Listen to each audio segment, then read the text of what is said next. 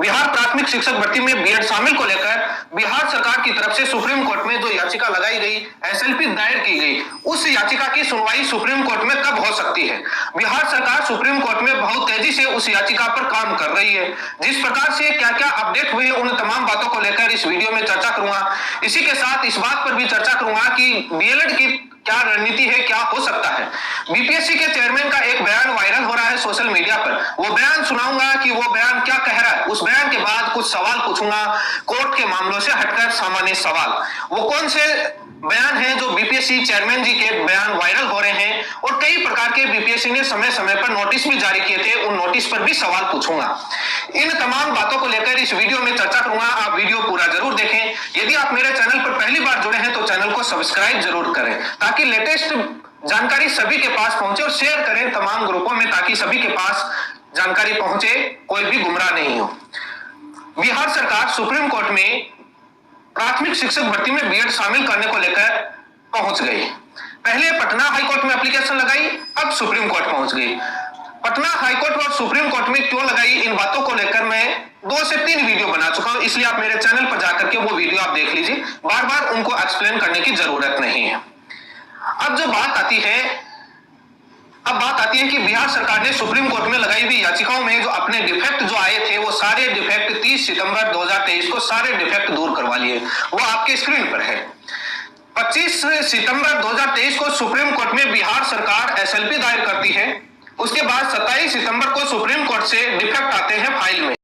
वकील की तरफ से सारे डिफेक्ट दूर करवा लिए जाते हैं। 30 सितंबर यानी शनिवार को कोर्ट रजिस्ट्री का काम होता है, तो सारे डिफेक्ट दूर करवा लिए। इस मामले से यह तय होता है कि बिहार सरकार बहुत तेज गति से इस मामले पर काम कर रही है, सुनवाई में डिले बिल्कुल भी नहीं चाह रही है।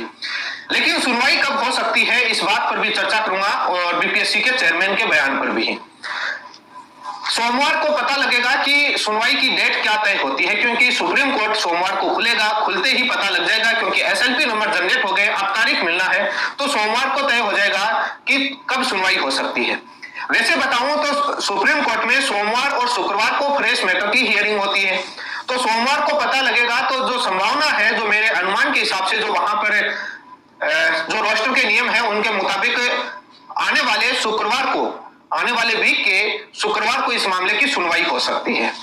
सोमवार को पता लगेगा तो शुक्रवार तक सुनवाई हो जाएगी, और शुक्रवार को सुनवाई फ्रेश मैटर है, इसलिए सुनवाई हो सकती है।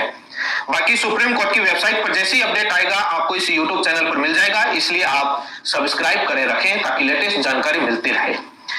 तो इस मामले की सुनवाई सुप्रीम कोर्ट में शुक्रवार तक हो सकती है, और सोमवार को मैटर लिस्टेड होने की संभावना है कि किस तारीख को सुनवाई होगी, इस बात को लेकर उस एसएलपी पर कंप्यूटर जनरेटेड डेट आ जाएगी रजिस्ट्रार की तरफ से। अब बात आती है कि हमारी तरफ से, डीएलएड की तरफ से इस मामले पर पूरी नजर बनी हुई है। बिहार के डीएलएड साथी लगातार इस मामले पर मेहनत कर रहे हैं, लेकिन मैं इतना ही आपको आश्वस्त करना चाहूंगा, जो मेरे पास तमाम मैसेज और कमेंट आते हैं डीएलएड साथियों के, कि सर आप हमारे मामले पर भी ध्यान दीजिए, बिहार के बीपीएससी भर्ती पर भी ध्यान दीजिए, क्योंकि उस बीपीएससी भर्ती में राजस्थान के डीएलएड साथियों ने भी कुछ ने पेपर दिया है, यूपी के साथियों ने भी पेपर दिया है, मध्य प्रदेश के भी दिया है। तो क्योंकि बड़ी भर्ती थी, तो बिहार के डीएलएड साथी भी काफी कह रहे हैं कि सर हमारी सहायता कीजिए। मैं आपकी हर प्रकार से सहायता करूंगा, और इस मामले पर मेरी नजर है, और इस मामले पर हमारी रणनीति जारी है बिहार के डीएलएड साथियों के साथ मिलकर। उनके लगातार हम संपर्क में हैं, हर प्रकार से हम इस मामले में नजर बनाए हुए हैं, हर प्रकार से हम इस मामले पर सहायता करेंगे। अब जो होगा उस प्रकार से करेंगे। हमारी रणनीति तैयार है। रणनीति हमारी गोपनीय रहती है, आज तक कभी पब्लिक में नहीं आई कि हम क्या करने वाले हैं। वो उसी दिन बताएंगे जिस दिन सुनवाई होगी, उस दिन सुबह 10 बजे आपको अपडेट दे दी जाएगी कि हमारी रणनीति क्या होने वाली है सुप्रीम कोर्ट में। उससे पहले हम किसी को नहीं बताएंगे, हमारी गोपनीय टीम का हिस्सा है, वो गोपनीय रहेगा। हमारी पॉलिसी मैटर है, वो हम क्या इस मामले में रणनीति डीएलएड की तरफ से क्या किया जाएगा। लेकिन इतना है कि पूरे तरीके से हर एंगल, हर पॉइंट, हर व्यू से हमारा इस मामले पर नजर है, और हम साथ। बीएड वाले साथी परेशान नहीं हुए गलत कमेंट करके। मैं कोई जज नहीं हूं, मैं कोई फैसला सुनाने वाला नहीं हूं। हमारा हक और न्याय के साथ खड़ा रहना धर्म है, हम उसी के साथ हैं। क्योंकि डीएलएड के साथ ओनली प्राइमरी का हक है, उसके साथ मैं खड़ा रहूंगा। राजस्थान, जो कई लोग बोलते हैं कि अभी नया है, मेरे पुराने वीडियो देख लीजिए, राजस्थान हाईकोर्ट से मैं जुड़ा हुआ हूं और इस मुद्दे को लीड कर रहा हूं। इसलिए आप ज्ञान ना दें मेरे चैनल के नीचे, अच्छा रहेगा। अपने जो सवाल है जो मेरे से पूछते हैं वो बीएड वाले साथियों से पूछिए कि उन्होंने क्या किया है, वो क्या कर रहे हैं। हम हमारे सत्य के मार्ग पर चल रहे हैं, यहाँ ज्ञान ना दें, कृपया करके दूरी बनाए रखें। सूचना लेनी हो तो आपको सत्य सूचना जरूर मिलेगी, वो यहाँ पर दी जाएगी और तथ्यात्मक बातें दी जाएगी। उलूल फुलूल बातें इस चैनल पर नहीं होती हैं। यदि आपको भरोसा नहीं हो तो आप मेरे चैनल पर जाकर के पीछे के वीडियो देख सकते हैं। राजस्थान हाईकोर्ट से लेकर के 2021 से लेकर 2020 से लेकर आप वीडियो देख सकते हैं। खैर, इन बातों को छोड़िए, क्योंकि उनका मामला गड़बड़ हो रहा है तो वो तो कमेंट करेंगे, वो तो बोलेंगे। वो नहीं बोलेगा तो कौन बोलेंगे? डीएलएड वाले साथी तो पक्ष में विपक्ष में तो वही बोले। लेकिन वाजिब सवाल पूछे, और जो सवाल पूछते हैं उन सभी सवालों के जवाब मैं दे चुका हूं। जो कई क्वालिटी मेरिट की बात करते हैं, क्यों ना प्राइमरी टीचर एग्जाम में, प्राथमिक शिक्षक भर्ती में टेक्निकल और मेडिकल वालों को शामिल कर लिया जाए। जब मार्क्स के बेस पर आप चयन की बात करते हैं कि इनके इतने कम मार्क्स, हमारे ज्यादा मार्क्स, आप एक बार शामिल कीजिए। मैं वैसे इन बातों के सवालों के जवाब कई बार दे चुका हूं। एक बार आप बीटेक, एमटेक, पीएचडी, एमबीबीएस वालों को शामिल करके देखिए, बीएससी नर्सिंग वालों को शामिल करके देखिए, मेडिकल और टेक्निकल वालों को, पता लग जाएगा कि कितनी मेरिट और आपका क्वालिटी है। वैसे आपने सीटेट का रिजल्ट देखा होगा, लेवल 2 पेपर 2 में कितने पास हुए, पेपर 1 में कितने पास हुए, वही पेपर पास नहीं हो पाया। कितने लोगों ने, बीएड वालों ने पास किया, पेपर 2 में कितना % रिजल्ट रहा। खैर, मैं इन बातों पर चर्चा करने से पहले इसलिए बोल रहा हूं, जब मार्क्स की बात करते हैं आप एसएससी और बैंक का इतिहास उठा करके देख लीजिए। पिछले कितने सालों में जो भर्ती हुई है उसमें कितने मेडिकल और टेक्निकल बैकग्राउंड से आने वाले कैंडिडेट का सिलेक्शन हुआ है, और आपके बीए और बीएससी डिग्री वालों का कितने लोगों का सिलेक्शन हुआ है। एग्जाम पास करना अलग तरीका है, तो इससे अच्छा है तो आप ये भी डिमांड उठा लीजिए कि बीटेक और जो एमटेक और पीएचडी और मेडिकल, एमबीबीएस और बीएससी नर्सिंग वालों को शामिल कर लीजिए। परीक्षा वो भी पास करके और मार्क्स ला करके दिखा दीजिए, उनको भी शामिल करने की मांग कीजिए जब आप मार्क्स के बेसिस पर आप डिमांड उठाते हैं। लेकिन ये एक अनगल बातें होती हैं, अनगल सवाल होते हैं। इन बातों का कानूनी और तथ्यात्मक रूप से नहीं है जवाब। अब बीपीएससी के चेयरमैन का बयान आपको सुनाता हूं, जो 2 मिनट 13 सेकंड का है, जो सोशल मीडिया पर वायरल हो रहा है। उस बयान को सुनने के बाद आपको कुछ सवाल मैं यहां पर तर्क बेसिस पर पूछूंगा। कैसे वो अपने सवालों पर सामने वाली मीडिया यदि इन्हीं सवालों पर घेर कर यदि सवाल काउंटर करती तो क्या बीपीएससी चेयरमैन साहब जवाब दे पाते? तथ्यात्मक बोल के तो चले गए, मीडिया में अपना बयान देके चले गए। जिस प्रकार से मैं मेरे यूट्यूब पर बोलकर चला जाता हूं उस प्रकार से बोल के चले गए। लेकिन मैं कमेंट बॉक्स में जो सवाल आते हैं उनके जवाब आने वाले वीडियो में भी देता हूं मैं। लेकिन वो उन सवाल जो बोल के गए, उस बयान को सुनने के बाद इस बात पर चर्चा करूंगा कौन कौन से सवाल उस फैसले के हिस्से वो क्यों नहीं पढ़ते, वो आप सुनिए, उसके बाद मेरे सवाल सुनिए, उसके बाद और चर्चा करूंगा। आप पहले बीपीएससी चेयरमैन के बयान को सुनिए। यहाँ पर आप लोग जरूर पूछेंगे और सब लोगों को यह संशय है कि बीएड वालों के केस में स्पष्ट कुछ होना चाहिए कि स्थिति क्या है। देखिए, आप लोगों ने माननीय सर्वोच्च न्यायालय का जो आदेश देखा होगा, पेज 45 में अंतिम पैरा में स्पष्ट लिखा हुआ है कि राजस्थान गवर्नमेंट ने बीएड अभ्यर्थियों से आवेदन नहीं लिया, उनको रोक दिया आवेदन देने से। ये गलत हुआ, क्योंकि उस समय एनसीटी का जो गाइडलाइंस था वो प्रभावी था, और जब तक गाइडलाइन प्रभावी है तब तक उसको मानना राज्य सरकार को था। और इस दृष्टिकोण से माननीय उच्च न्यायालय राजस्थान हाईकोर्ट और माननीय सर्वोच्च न्यायालय ने दोनों ने ये कहा कि राजस्थान गवर्नमेंट ने यह गलत किया, उनको आवेदन लेना चाहिए था बीएड अभ्यर्थियों से भी। हमारे मामले में भी वही बात लागू होता है।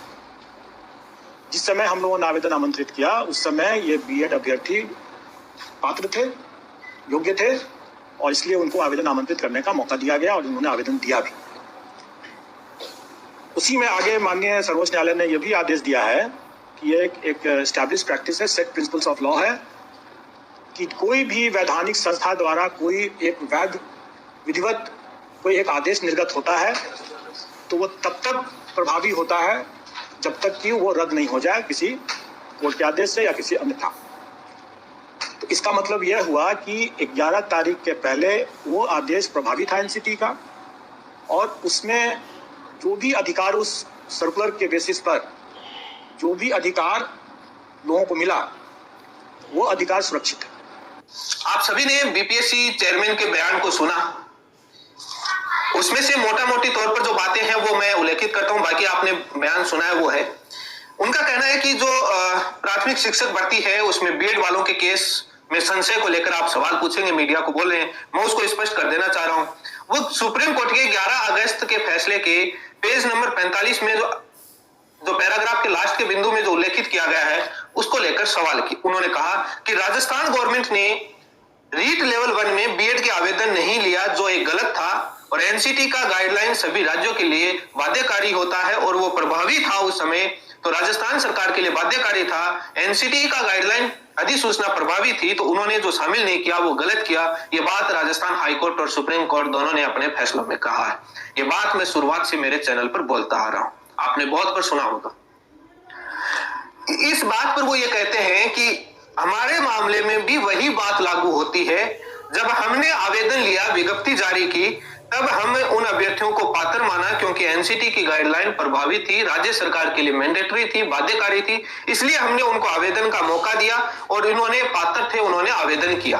ठीक है, आपकी ये बात मैं मान लेता हूं चेयरमैन जी, लेकिन मेरा एक सवाल है आपसे, क्या राजस्थान हाईकोर्ट के 25 नवंबर 2021 के फैसले पर सुप्रीम कोर्ट ने स्टे दिया?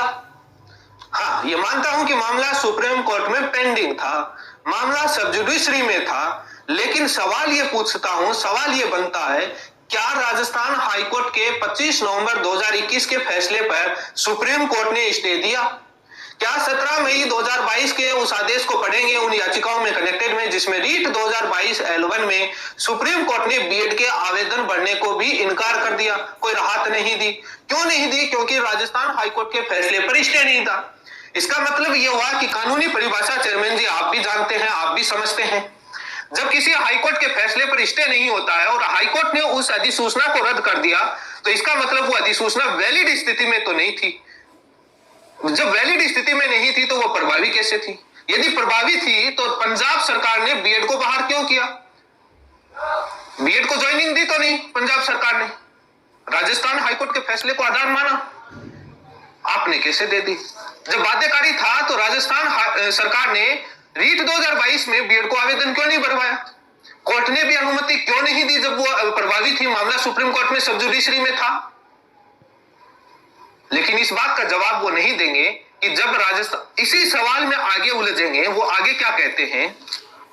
वो कहते हैं कि इस फैसले में इस बात का भी जिक्र है कि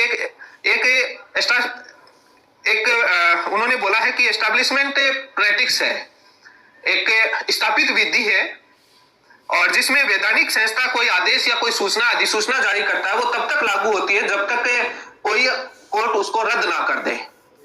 कोई कोर्ट उसको रद्द ना कर दे तब तक वो वैधानिक संस्था के द्वारा जारी की गई सूचना अधिसूचना नियम प्रभावी होता है, लागू होता है।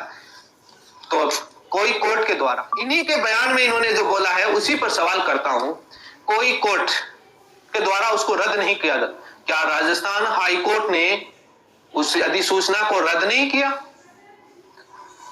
जब वो कोर्ट, क्या राजस्थान हाईकोर्ट कोर्ट नहीं थी? ये सवाल तो बनता है। ऐसे बयान क्या होता है कि बहुत बड़ी सरकारों में होता है, जब आप इनसे किसी मामले पर लेकर जाएंगे जहां पर बिहार सरकार पटना हाईकोर्ट की किसी मामले पर स्टे नहीं दे और आप बोलते हैं कि सर मामला पटना कोर्ट में पेंडिंग है बट स्टे तो नहीं मिला, आप ऐसे कर लीजिए, हम जो बोल रहे हैं वैसा कर लीजिए, स्टे तो नहीं दे, साफ मना कर देंगे कि न्यायालय का रोक का आदेश ही नहीं, हम कैसे मान लें? अब मामला न्यायालय में चल रहे हैं, उस आदेश की पालना कर लेंगे, बट रोक का आदेश नहीं, हम कैसे मान लें? ये बात ये स्वयं बोल देंगे किसी मामले में, और बोली होगी, इतिहास उठा करके देख लीजिए किसी भी सरकार का, किसी भी मामले में लेकर के, किसी भी राज्य का। लेकिन यहां पर नहीं। क्या राजस्थान हाईकोर्ट के फैसले पर स्टे था? क्या राजस्थान हाईकोर्ट कोर्ट नहीं था? अपने ही बयान में ये जो बोल रहे हैं कि जब तक प्रभावी होता है वैधानिक संस्था का आदेश, जब तक किसी कोर्ट के द्वारा रद्द नहीं किया जाता, तो क्या राजस्थान हाईकोर्ट ने उस मामले को रद्द नहीं किया? क्या वो कोर्ट नहीं थी? और जब मामला सुप्रीम कोर्ट में चला गया, ये भी तो देख लेते, क्या सुप्रीम कोर्ट ने उस मामले पर स्टे दिया? स्टे नहीं दिया तो इसका मतलब राजस्थान हाईकोर्ट का जजमेंट अमल है। सवाल दूसरे भी खड़े होते हैं चेयरमैन साहब।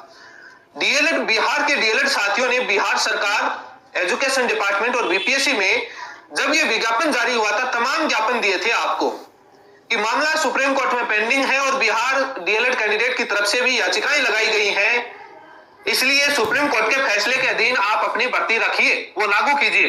क्या आपने विज्ञापन में मेंशन करके ये किया था? क्या आपने उस विज्ञापन पर कोई निर्णय लिया? बिहार सरकार, एजुकेशन डिपार्टमेंट, बीपीएससी, किसी ने भी क्यों नहीं लिया? अब बात आती है, जब वो 11 अगस्त 2023 के फैसले को पढ़ते हैं, क्या वो 22 सितंबर 2023 को जो क्लेरिफिकेशन की याचिका पर जो सुप्रीम कोर्ट के रजिस्ट्रार साहब ने जो फैसला दिया उसको पढ़ेंगे? जो वेस्ट बंगाल के कैंडिडेट की प्रेयर थी, उस प्रेयर को पढ़ेंगे? क्या प्रेयर थी और उसके बाद उसे याचिका को डिसमिस कर दिया गया? जो कई बोल रहे हैं डिसमिस किया हुआ है, उसमें आप पैराग्राफ उस फैसले के लास्ट 2 पेजों में पढ़ेंगे, लिखा हुआ है डिसमिस का। क्या वो पढ़ेंगे? क्या वो 11 अगस्त 2023 के फैसले के पैराग्राफ नंबर 5 में बिहार के डीएलएड कैंडिडेट की तरफ से 137/2022 याचिका जो लगाई गई रिट पिटीशन सिविल, उसका जिक्र करेंगे? कहेंगे कि भाई बिहार की तरफ से भी इस एनसीटी के गजट नोटिफिकेशन को रद्द करने के लिए याचिका लगी थी और इसके लिए हमारे को नोटिस भी जारी हुआ था। बिहार सरकार से पूछेंगे कि क्या सुप्रीम कोर्ट से आपको इस मामले में 137/2022 में आपके पास नोटिस आया, आपने जवाब दिया? उस पैराग्राफ को क्यों नहीं पढ़ते? उस पैराग्राफ को क्यों नहीं पढ़ते कि उसमें साफ लिखा हुआ है एनसीटी के गजट नोटिफिकेशन, बिहार सरकार के नोटिफिकेशन चैलेंज के फैसला तो पढ़ते हैं, लेकिन पैराग्राफ नंबर 5 नहीं पढ़ते, उसके अंदर जो बिहार की तरफ से लगे हुए और जो नोटिस जारी किया उस याचिका के बारे में अध्ययन नहीं करते। ये शुरू पक्ष ले रहे हैं। जब 11 अगस्त को फैसला आया था, तब बिहार के डीएलएड साथियों ने कहा था कि एग्जाम को आगे सरकाइए या बीएड को बाहर कीजिए। कब एक नोटिस जारी करते हैं कि हम एनसीटी के निर्णय को मानेंगे, जो उनका अंतिम निर्णय होगा उनसे हम उस निर्णय को मानेंगे। एनसीटी ने भी सभी राज्यों को पत्र लिख दिया। अब उसको मानने में आपको क्या हर्ज है, क्या परहेज है? क्यों नहीं मान रहे? ये सवाल तो बनते हैं जब आपने नोटिस जारी किया कि हम उसको मानेंगे। अब जब सवाल आता है कि 11 अगस्त से हमारा विज्ञापन पहले का जारी था, आपको ज्ञापन दिया गया, पटना हाईकोर्ट में यह भी पता कर लेते कि छठे चरण की भर्ती में ये नोटिफिकेशन रद्द था, भर्ती सब्जेक्ट टू आउटकम थी, सरकार को पूरी प्रक्रिया मालूम थी, नोटिस जारी हुए थे, 11 अगस्त वाले फैसले में याचिका लगी हुई थी, आप गए नहीं। अब 11 अगस्त से कैसे लागू होगा? आपकी एग्जाम से पहले आ चुका था और आप जिससे अधिसूचना के बेसिस पर बिहार सरकार के सर्विस रूल बनाए हुए हैं, जब वो अधिसूचना ही रद्द हो गई तो आप कैसे नियुक्ति दे सकते हैं अवैध तरीके से? जब किसी बिल्डिंग की नींव ही खत्म हो जाए तो बिल्डिंग कहां खड़ी रह सकती है? गिरेगी। अधिसूचना बेस था, एनसीटी ने पत्र, आपने तो एनसीटी से राय नहीं मांगी, बट हमारी कोशिश थी, हम तो उनको ज्ञापन देकर के उनसे सभी राज्यों को सूचित करने के लिए कहा। अब सूचित कर दिया, आप उसको भी नहीं मान रहे, बड़ी हैरानी की बात है। अब बोल रहे हम कोर्ट जाएंगे। आइए कोर्ट में, सुप्रीम कोर्ट में डीएलएड साथी भी मैदान में तैयार है, क्लेरिफाई करवा देंगे। पटना हाईकोर्ट का फैसला भी नहीं मानने को तैयार है। नहीं, वो फैसला स्वीकार नहीं है, हम तो बीएड को शामिल करेंगे। बताया जा रहा है कि बिहार के या किसी भी राज्य के एक बीजेपी नेता की बहुत सारी बीएड कॉलेज है, उन पर ताला लग जाएगा बाद, उनका डर है उनके मन। कैसे लग जाएगा? 6 से 12 में आप टीचर बनने के लिए योग्य है ना। लेकिन बिहार सरकार, बीपीएससी चेयरमैन की जो मंशा है वो सबके सामने आ चुकी है कि वो बीएड को हर प्रकार से, हर तरीके से शामिल करना चाहते हैं। प्रतिवेदन दोनों तरफ से दिया जाता है, डीएलएड और बीएड। कोर्ट का फैसला नहीं मानकर और अपने हट धर्मिता के साथ बीएड के साथ चलना, ये डीएलएड साथियों के साथ कुठार गाता है। वैसे मैंने जो सवाल खड़े किए, ये सवाल वाजिब है, जो बीपीएससी के चेयरमैन ने जो सवाल किए, ये मैंने सारे सवाल कोर्ट से, सुप्रीम कोर्ट में लगी हुई याचिकाओं से हटकर किए, जो पेंडिंग है, जो डिस्पोज हुई है उन याचिकाओं पर सारे जो तथ्य रखे हुए उन पर सवाल तो बनता है पूछना। जून 2023 में ही सुप्रीम कोर्ट में धनंजय ने, कुमार के डीएलएड साथी ने सुप्रीम कोर्ट में याचिका लगा दी थी, जिसका फैसला सुप्रीम कोर्ट के 3 जजों की बेंच ने दिया था और उसे बीएड को बाहर करने का जून में लगा दिया था। आपकी परीक्षा तो अब जाकर के हुई है, लेकिन उस बात को नहीं माने। जब सरकारों को अपना काम अपने तरीके से करना होता है तो वो अपने अपने तरीके से राय ले आते हैं, अपने अपने एंगल से उसको मैटर को पुटअप करने की कोशिश करते हैं। यही जब स्टैंड नहीं होता है तो अपने अलग तरीके से पेश आते हैं ये लोग, जो स्टैंड रवैया जो इनका होता है उसी पर रहते हैं। लेकिन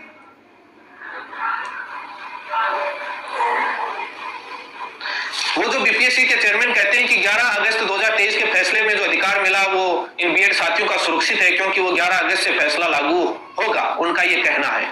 लेकिन पैराग्राफ नंबर 5 नहीं दिखता, उस याचिका पर नोटिस जारी हुए नहीं दिखते, पटना हाईकोर्ट में केस लगे हुए नहीं दिखते, राजस्थान हाईकोर्ट के फैसले पर स्टे नहीं था वो नहीं दिखता, डीएलएड साथियों ने जो ज्ञापन दिया था, सब्जेक्ट को आउटकम रखने का कहा था, वो उस पर नहीं दिखता, कोई निर्णय नहीं लिया, लेकिन कुछ भी नहीं दिखता था इनको। तब तो हठधर्मिता में थी, कुछ भी स्वीकार करने को योग्य नहीं थे। लेकिन हमारी नजर बनी हुई है, सुप्रीम कोर्ट में डीएलएड साथियों के साथ मिले हुए हैं और पूरी मजबूती से इस मामले में बिहार सरकार की याचिका खारिज करवाएंगे। फैसला पहले से लागू रहेगा और बीएड बहाल होगा, ये पूरी तमाम कोशिश की जाए। मैं फैसला नहीं सुना था, फैसला सुप्रीम कोर्ट तय करे। हम हमारा पक्ष रखेंगे मजबूती से, इस इरादे के साथ, इस उद्देश्य के साथ, भले ही कुछ भी करना पड़े, तमाम इंतजाम करके हमको इस मामले पर मेहनत करके हम ये इस प्रकार से करवाने की हमारी दलीलें रहेंगी। इसी के साथ आप सभी का बहुत बहुत धन्यवाद।